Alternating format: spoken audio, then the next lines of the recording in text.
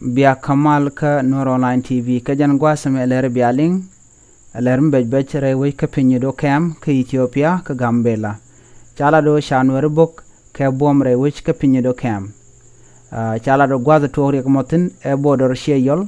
ka zone 1 blog 1 shigna yor bomtin chanero kabdwel wal kene diok dungno telrame chala re chitesnien chalar nero kene diok toto wa cha ka kap gwad danen tore ko moten kan kul ngajo mishi kum mishi woten wini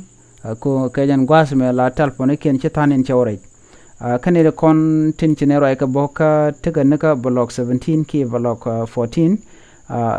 ken michiro la ken linko gwad tega tinana ngode kana ngaje gwa mishi kuma she woten gwaza china motok tene duno chala do chanero kene diok chaga joydol wal lo te wina te shunga ke jen tok tianga me ka kor gwata pa u bo chale ne goro de ngajo mi menchi to mi to ki chi tok ramadan china roy ke je aram kel meteke ngeng murung mede tenen wini eno chala do shire ko ma tok jeno mi de yen yat ka pinyido kam dera go ko de yen manana lero de yen ngach dera andere yat ka dunwan ke blog 1 chala do ka border sheyol la shal ka border sheyol gwadran tok doten chala do teram jitenien duno shinate ka bot ne diok ne roki ne diok jalla dana chalat ke je gore je biya man ten wini biya ngach biya ta kamal